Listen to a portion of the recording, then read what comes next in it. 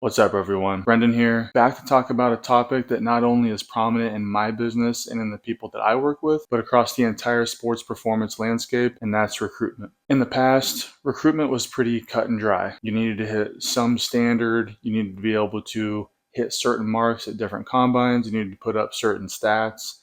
But a lot of that has changed in the last couple of years due to NCAA roster cuts. With these recent roster cuts that have impacted multiple sports, it's never been more competitive to try and land a roster spot at any given Division I college or university, and it's had significant impacts downstream to other divisions as well. So if you think that a lot of athletes grow up and they think, man, if only I could go Division I, all of my dreams would come true. Now with the recent imposed cuts, not only are there less available spots per team, but the athletes that would normally walk on at those schools and develop, who are very high caliber players, are now dropping down to lower divisions and flooding those areas, which forces athletes in those divisions to drop to lower divisions. And so what you get is this trickle down effect of very, very elite talent dropping from what normally would have been Division I several years ago to now D2, D3, NAIA, and JUCO. And with that, it's just never been harder to compete for these roster spots as it is today. Now, if you know how all of this has worked, it's easier to at least understand recruitment and have a reasonable expectation so that you know kind of where you sit in the grand scheme of things and what division you might expect to play. And if you have no clue right now, hopefully by the end of this video, you feel like you're in a better spot to do the appropriate research and level your expectations to a reasonable division so that you can narrow your college search, you can start making those connections, and hopefully land on a roster. So for a sport like, let's say, football, there are a lot of different things that go into the equation. Some are coachability, some have to do with things that you can't control, and some have to do with things that you can. So for many of my athletes who come in and they desire to play football at a very high level, what I often do is I do some research into their positions, not only at the high school level and the college level, but the professional level, to see not only what a college might be looking for, but what a professional might be looking for, because a lot of times those things intersect.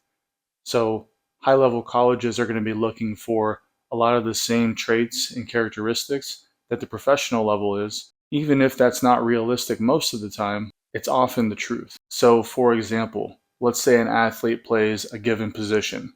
They're 6 foot, 180 pounds, which is a pretty good sized athlete. But for the position that they play at the collegiate level, the starters in the conference and the team that they want to play for are 6'3", 230. Well, there's a little bit of a mismatch there. So already, size probably won't check out. Then we have to look at the speed of that position. What do players in the NFL Combine run for that position group at that size? And a lot of times these athletes are flying in the Combine because they've finally trained speed for the first time for an extended amount of time. They might have leaned up a little, they might have put on some lean muscle mass, burned some fat, and now they're more of the explosive monster they used to be when they actually got recruited in high school. And if this particular athlete I referred to before is running a 5-second 40 at that height and weight, but at their position group at the college level or the NFL Combine level, they're running like a 4.6, again, big disconnect. The likelihood of getting recruited, much less. And you can go all the way down the list. You can look at these tests in agility. They've got the 5-10-5 and they have the L cone drill. You can look at the power outputs from vertical jumps and broad jumps. These are things that are just really quick for college coaches to look at on a sheet of paper from a camp or a combine or a showcase, and they're able to tell pretty quickly this athlete is an athlete that I feel could contribute on my team, or no, they're not quite there, or just X out completely, different universes, not interested. And athletes often feel disrespected in some way when this kind of thing comes up. But the reality is, it's a business. And in a business, similar to, say, the NFL, where maybe they have their number 1, 2, and 3 guys that they want to draft. When those guys are off the board, they can't like cry about it. They've got to go to the next guy. And sometimes the athletes that I've worked with are the 5th, 6th, or 8th guys on the board. When they've gone through their guys and they didn't get the commits that they wanted, a lot of times those schools do end up coming back inbound and asking for more information on these guys so that they can recruit them, get them on campus for a junior day or for an official visit. And oftentimes these things can lead to big opportunities because you never know where that coach may be in a year or 2 or 3. And you might be looking for a home still. And now you've created that connection with them. And when they go somewhere else, because you've taken the time to build that relationship, you now have a connection with that coach, and they're going to remember that. And the next place that they go, they're going to have in the back of their mind, who are some athletes at this position that I've connected with, that I feel check all of my boxes, that could become a major contributor in my program at some point. They're going to look at you and they're going to remember, oh, yeah, that athlete. Let me give them a call and see if they'd be interested in checking us out. Now, there are a lot of athletes that check a lot of these boxes, but they do not check this box, the eye test. And the eye test is basically when an athlete goes to a camp or a combine or a showcase, the eye test is twofold.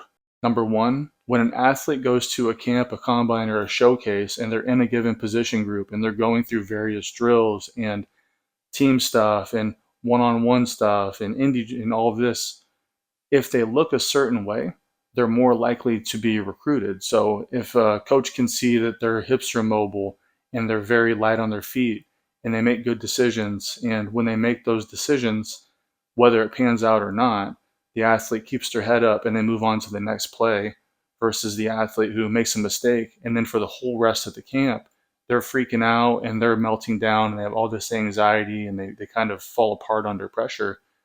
Who do you want on your team? The athlete with poise and has the next play mentality, or the athlete who throws a fit and takes themselves out for the next 2 hours of opportunities? It's pretty easy. The second part is your film. Athletes can show out at camps and they can check all these boxes. And a lot of times coaches still want to see that film. They want to see how you contribute to your team, the little things that you do, not only when the play is designed for you, but when the play is designed for somebody else. They want to see what happens when you make a mistake, because they're not only going to look at your highlight tape, they're going to look at the whole game film and they're going to try to decide, how does this athlete carry themselves on the field? Are they hustling around? Are they leading their team? Are they helping people up? Are they, cheering on their teammates when they're not on the field? There's all kinds of intangibles that go into film. But if your film doesn't check out, it's really, really hard to get that scholarship offer. Now let's do a sport like, say, baseball. A lot of the same things still apply. Coaches still care about your size. They still care about your speed, but this time it's generally a 60-yard dash. They're probably not going to do an agility test. Sometimes they'll do the same jump tests, but then the rest of it has to do with your actual measurable baseball stats. So what is your batting average? How many home runs are you hitting? What is your on-base percentage? If you're a pitcher, how hard are you throwing from the mound? All of the little stats that matter for your position to show that you're a successful baseball player or not all really matter. Some other things that they look at are exit velocity and your throwing velocity.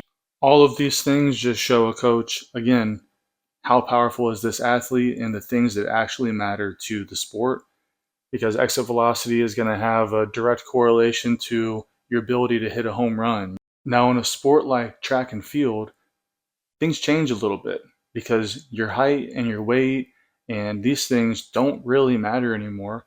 All that really matters is what you've actually done in a track meet that was official. Nobody cares what you do in practice. Nobody cares what you say your potential is.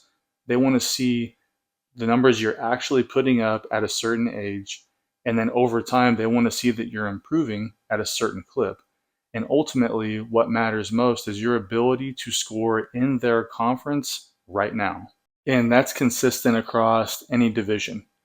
A coach is going to be more likely to give you a roster spot if you show that you're at least in a range of performance that they can develop and eventually create a conference scorer or contributor for the team.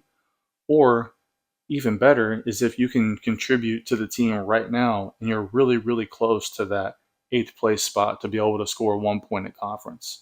So here's a real life example I have of an athlete that I've worked with over the last several years. So as a freshman, this athlete ran 11 flat in the 100 and 22 mid to low in the 200. Pretty solid for a 15-year-old. Sophomore year comes, he runs 10.7 and he runs 21.7. Again, pretty fast. Junior year comes, he runs a windy 10.4 and 21.2. Now, if a college coach looks at his marks from his freshman year, let's say it's a Division I coach, they're going to gloss right over it because the odds that an 11 flat and 22 mid to low kid scores in a Division I conference is basically zero. Now, as we bump up to sophomore year, he's getting more recruitable, but he still would not contribute in that Division I conference. 10.7, 21.7, he could maybe sneak onto a relay, maybe be a contributor there, but he's probably not going to be a scholarship athlete at this point. He could probably walk on some places. As a junior, though, when he dips down to 10.4 and 21.2, now suddenly he's a threat. There are certain conferences that he may be able to sneak into a final at this point, at least in the 100, maybe even the 200.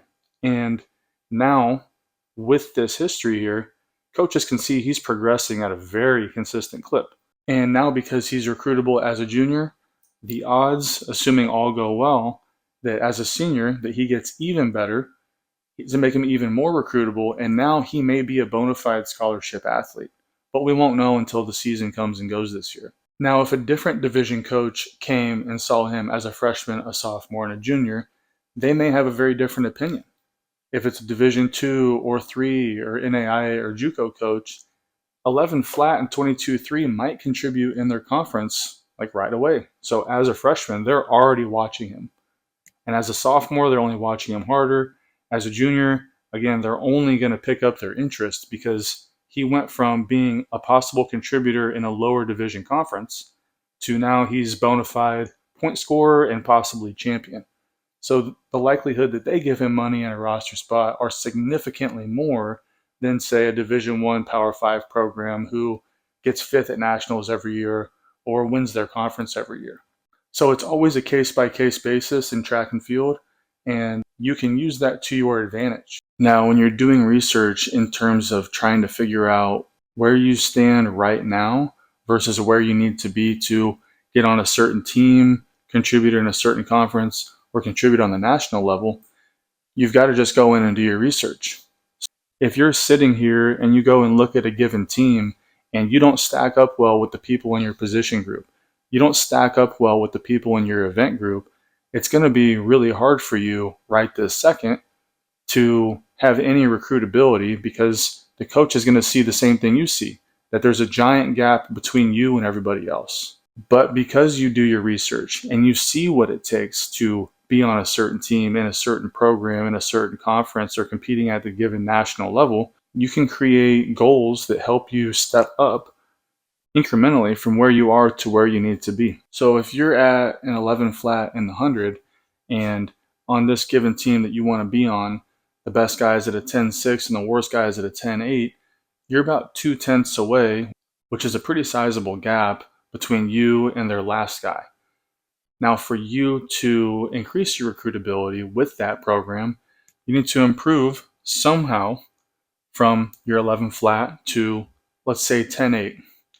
Now, when a coach is looking at you from a recruitability perspective, he or she can take a look at you and visualize that you actually belong on that team and that you could go from that 10.8 person to the 10.6 person and that you do fit in with their current program. Now, if you want to take your recruitability even further, You need to not only look at the team, but you need to look at the conference. How do you go from, let's say you went from 11 flat and now you are 10-8. Well, how do you go from 10-8 to 8th place in that conference? How do you make that final? How do you score a point? Or from a field sport perspective or team sport perspective, how do you stack up to the all-conference athletes that are currently competing? The closer you can be to competing at an all-conference level, the more marketable you are to this team that you want to be on, and it's easier for them to justify giving you a spot because not only would you stand out amongst the people on that team, but now in the conference that they're actually competing in, you stand out among the entire conference. Now you can take that exact same concept and scale it to the national level. The closer you are to performing like an All American at this level, whatever division it happens to be, Division 1, 2, 3, NAIA, JUCO, whatever it is, if you're competing like a national qualifier, like a national champion, like a national finalist, like an All-American selection, then you're more likely to impress your team that you want to be on. They'll open up a roster spot. They'll give you significant scholarship. And depending where you're at now, they can even give you money on top of that in the form of name, image, and likeness deals, otherwise known as NIL. Now, what we haven't talked about yet is getting through the admissions process. None of this matters at all. You can be the best athlete to ever walk the planet, and you might want to go to ABC University, whatever college, university you want to go to. If you don't have the GPA requirement to get through admissions, if you don't have the community service hours and the extracurriculars and the leadership things, and whatever the admissions at that particular school are looking for in an applicant, you just won't get in. Now, athletics helps. If the sport coaches like you and they go to admissions and they say, hey, we've got this person applying, we really like them, we want them to be on our team, admissions may overlook some things, or they may lower the standard just a little bit if you're plus or minus a few percentage points in terms of GPA or the other necessary requirements to get in. So athletics can help you. However, if you're sporting like a not so competitive GPA, and then you go and you expect to get into one of the most prestigious academic institutions in the world, the likelihood of that happening is essentially zero. So while your athletic performance matters and it ultimately is what gets a school interested in you, you will not compete for that school without checking the necessary boxes you have to get through admissions.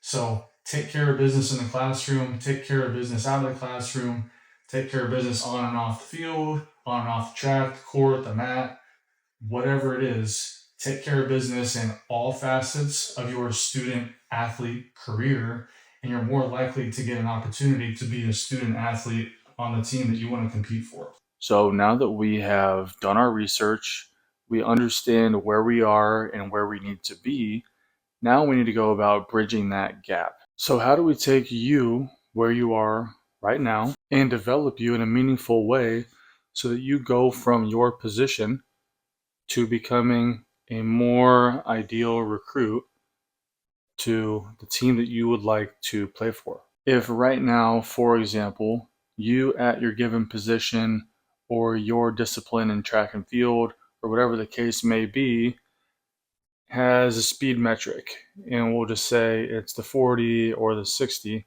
and just for demonstration, we'll just say you are a 5 flat 40-yard dash athlete. However, the ideal recruit at your given position runs a 4.65. How do we go about bridging the gap from here to here? You're going to need somebody who understands speed development. You're going to want to find a coach who has taken many athletes from here and developed them to here, and that will help your speed become more recruitable. Well, what else helps your recruitment? Let's say on the power side of things, you have a vertical jump of 25 inches, and at your ideal position, you need a jump of 30 inches or higher. Again, you need somebody who understands this whole picture as it pertains to your recruitment. So you need somebody who has shown over and over again they can improve jumps numbers. What about agility? You've got your 5-10-5. You've got your L cone. Let's say that your 5-10-5 is currently at a 4.53 second 5-10-5, and ideally for your position, a school is looking for more like a 4.25. And this goes on and on and on and on and on. Ultimately, you're going to need some sort of sprint development to help your technique in the 40 so you can shave off every hundredth of a second, every tenth of a second you can. You're also going to want someone that can not only maximize your acceleration, but your top speed, your biomechanics, your technique, and other things that are going to help you, again, trim time off your 40. In conjunction with your speed training, there should ideally be jumps training. There should be plyometric training. There should be weightlifting. And all of these things together, when done with the right formula, the right recipe, are going to start stacking the cards in your favor and help you shift from this type of a recruit to this type of more ideal recruit. This is generally where I come in. An athlete is at their position. They know that they're not quite recruitable. They have some lofty goals. However, they don't know how they're going to get there. They don't know the roadmap to get from where they are to where they want to be.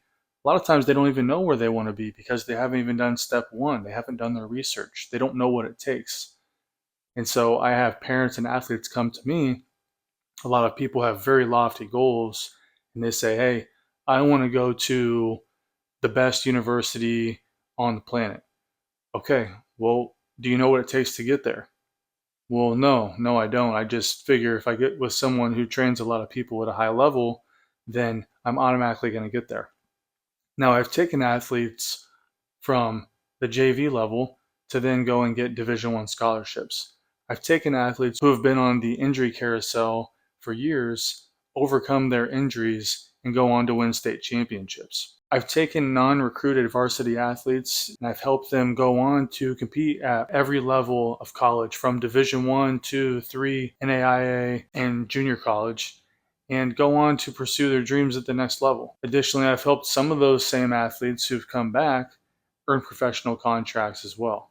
So this is my favorite part, is helping an athlete get from where they are to where they want to be.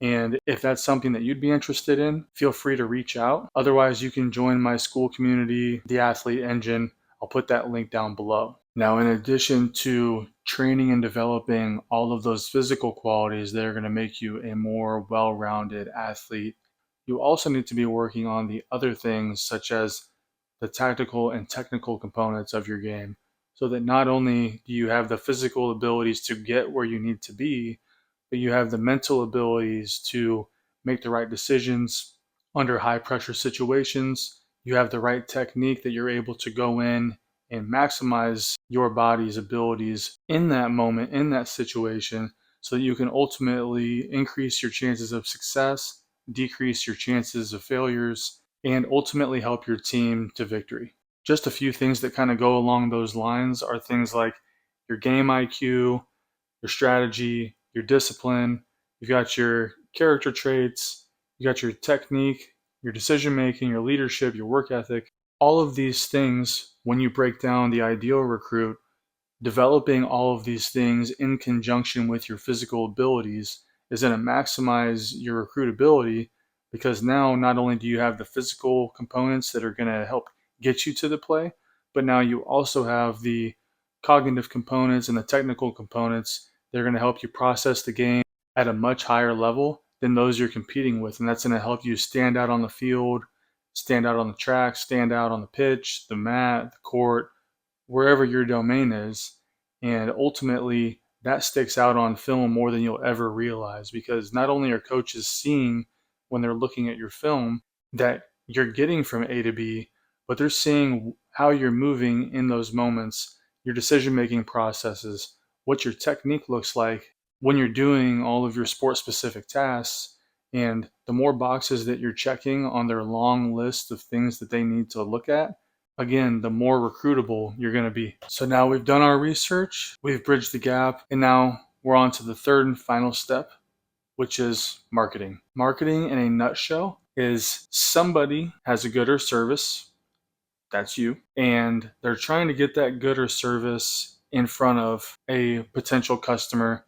And in this case, that might be like a college scout or recruiter. So as you're developing your skill sets, as you're developing physically, mentally, cognitively, and you finally have something put together that you think someone needs to see, now you have the opportunity to take that new good, which is hopefully recruitable traits, and take it to a scout or a recruiter. Now you might be thinking, how do I do that? Well, the best opportunities to get recruited are when a college scout or recruiter attends an event that you're at. So if you have a game, you have a meet, you have some competition, and there happens to be a scout there, whether to watch you or watch somebody you're playing against, watch one of your teammates, you're technically in front of a scout that could change the course and trajectory of your career. So if you ball out, if you have a big day and they see that, even if you weren't on their radar before, they might make note to look into you after that competition and do a little more research. Similarly, if there's a highly recruited tournament, some national tournament, some big invitational tournament, there's likely going to be a collection of college coaches that are looking at that tournament for some of their own prospects. They're looking for future athletes that can contribute for their team. And as different people in that tournament ball out or don't, they may or may not get recruited. Then you have your camps and combines. So some of these camps are run independently, privately, where you can pay some fee. Someone's hosting a camp, they're getting different numbers, metrics, that is then shared with a collection of coaches in attendance. So on top of these coaches physically being at these camps and combines, you're also getting objective data that they can then look at on paper after and see how you might stack up against some different people on their team right now or against other people that they're recruiting currently. Same thing with showcases. If there's some big national showcase, there's probably going to be a lot of college coaches there. And again, if you have a big day, you're more likely to be recruited. Now, once we've gone through and we've tried to make an impression on a coach that was in person, now we have some different proof that we can gather, whether it's in terms of your testing numbers, the film that you got, some sort of performance metrics or otherwise, that you can now package as proof, and you can send it to the coaches who may not have been present. Maybe the coaches that saw you in person were at a different level or at a different school than you may be interested in.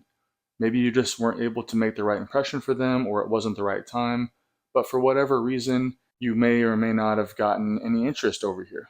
But there may be somebody who was not in attendance that is interested in you. And so what you can do is you can package that proof from your numbers, from your film, and you can send it out any of these different ways.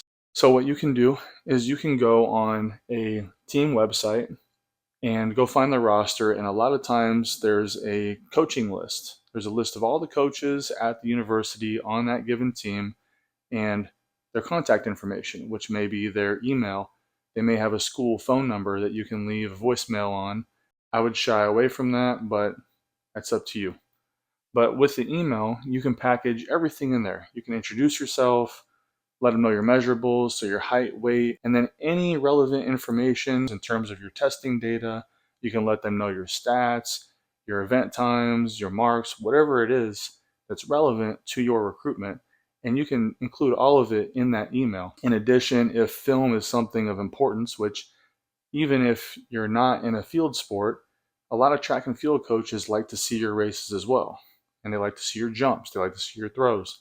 Whatever your discipline is, if you can include some film so that they can get a look at you, that only helps even more. You can also include your GPA and different accolades you've received in terms of leadership, in terms of captain, in terms of community service, any extracurriculars that you may be involved in, anything relevant to your recruitment, include in that email, but make sure that you make the biggest, most powerful points and the most valuable information at the top of the email, and that once you've captured their attention, if you've had that chance and they're interested, now they can continue to read through it because they get tons of emails every day, all loaded with similar information. And so you need to make yourself stand out immediately. And so they're going to be kind of glossing over it, looking for things that stand out as being positive or negative, and then they'll make a decision whether or not to open up your film and whether to read the whole email in its entirety. Also, on their team websites, there are often recruiting forms. There you can, again, similar to an email, you put your name, your contact info, any relevant statistics, any relevant data, and you press submit. And that just shows the school that you're interested in them. It either goes to like a recruiting coordinator or to a coach, and they're able to, again, look at it similar to an email. You make your impression, and if they reach back out, often that means that they're interested unless they indicate otherwise. Now, if they don't respond, don't panic, don't get upset, don't get sad. They're busy, they get tons of these. I would email a few times, maybe 3 to 5 times over the course of a few months before jumping to conclusions and getting all worked up about it. Oftentimes, these emails may be missed, they may be filtered out into a spam folder, or the coaches may not check their emails as often during certain parts of the season. And so you just want to make sure that you are available in their inbox. You've made a few efforts so that maybe the timing eventually does align when they are going through emails, and you may be toward the top of the list. Also, sometimes on those coaching lists, they have their social media handles, and you can click them and it'll take you straight to their X account. And if they don't have those resources available, oftentimes you can just take their name straight from the website, type it into X or Instagram or wherever you're trying to be recruited, and you can go and you can find that coach's handle. And what you can do is you can tag them when you put your film up, or you might be able to make a post about, here's my first 3 weeks of the season, check out my film, here are my stats. And some people tag coaches in those posts. Some people send those posts via DM to those coaches. Some do both. Whatever you do, just be consistent. Don't be spammy. Be respectful of their time, and just continue to be consistent. Finally, if you have something that is recruitable and there are different people in your life that may or may not have connections to these schools that you're interested in, you might just tap into those resources and see if there's any way that they can get your film in front of the right people. Oftentimes, this may be your sport coach. This may be a weightlifting coach who that might have been their alma mater, or they might have played in the same conference and know somebody, or they might have networked with those people in the past when they were at a previous job. Additionally, you may have a private trainer or a physical therapist or a sports or some other sports performance professional that you tap into on your own. And sometimes those people have those connections and can facilitate those conversations for you. Really, our whole goal is just get your whole recruitment package, assuming it's recruitable, in front of the right people at the right times, in the right programs, and they have the ability to pull strings and make things happen. But without getting those materials in front of them, none of it matters. You can be the best athlete on the planet, and if nobody knows about you, you will not be recruited. So I always am a big advocate of taking things into your own hands. Do as much as you can to market yourself to these teams, to these programs, and just let the cards fall how they may. Now, let's say that some way, somehow, you do end up connecting with a coach, but they ask for a little more. They want to see you at their camp. Well, the team-specific camps are going to have the actual coaching staff that you want to play for, all in attendance, coaching your specific position group, taking you through certain drills that they want to see, taking you through possible combine testing, seeing how you play. And that's ultimately like a tryout. You are in front of them, they're sizing you up, they're seeing how you move, they're checking your game IQ, they're seeing how you handle adversity. And that is your tryout to that specific team to make the case that you deserve to be recruited by them. This is the ultimate example of betting on yourself. And even if you haven't made those connections, if you want to bet on yourself and you have a specific school in mind that you would like the opportunity to make an impression, a lot of those schools do hold camps throughout the summers or throughout the year that you can just sign up for, pay, show up, and just go show what you've got. At worst, they still don't recruit you. At best, they may be interested or they may pull you off and offer you. I've had several kids in the past who have gone to university-specific camps at different schools that they were interested in, and when they balled out, they got opportunities. So to wrap things up, We start this whole process to improve our recruitability by doing our research. We need to see where we are versus where we want to be, and we need to figure out what a team is looking for so that we can create action steps to get there. Whether that be your 40-yard dash, 60-yard dash, some agility tests, jumping tests, the numbers that you're putting out onto the track and on the field, the points per game, the exit velo, whatever metrics are important to the teams that you're going to or the level that you want to play, you need to know how you stack up against them, not only amongst their team, but then among the conference and then the national level as well. Once we know that, we have to bridge the gap from where we are to where we want to be. How do we get more competitive within that team? How do we get more competitive within that conference? How do we get more competitive at the national level? As your performances improve and you get more competitive at the conference and national levels within that given sport, within that given conference, within that given division, you're more likely to get a roster spot and some significant scholarship. But we bridge that gap through training. We have to understand the metrics. We have to seek somebody out who can help us with those metrics, and someone that understands and has taken people from where we are to where we want to be. Because just knowing that, yeah, I run a slow 40, or my 40 is not competitive, my exit velo is not competitive, my track times are not competitive, I need to run here. Everyone knows that fast is fast and powerful is powerful. You have to have a plan of development to get there. So you need to seek out and utilize a coach who understands these things and has taken tons and tons and tons of athletes along that same path and has had success in getting them to the collegiate level and possibly even the professional level if that's something that you want to do. Now, fast forward, we've now bridged the gap from us to the team, or us to the conference, or us to the national level. And now there's still crickets. What's going on? No one knows about you. So you have to market. Now, that can be done in a variety of ways, but marketing yourself can be things like going to a camp, a combine, a showcase, a highly prestigious and recruited tournament, some kind of a series. And those are all things that you can show up at and just go compete, put yourself out there and see what happens. You also need to be sending emails. Put your stuff out on social media. Ask your coaches if they have anybody in their network that might be interested in you that they can help sell you to. Whether it's your school coach or your weightlifting coach or your private sector coach or some mentor or guide, recruiting specialist, whoever they are, they can help you as well because they're more likely to have those connections with people that trust them and trust their judgment than you are on your own. The more people that you can have marketing you and helping you in your recruiting journey, the better. And it's more likely that your resume ends up on their desk. They go through it.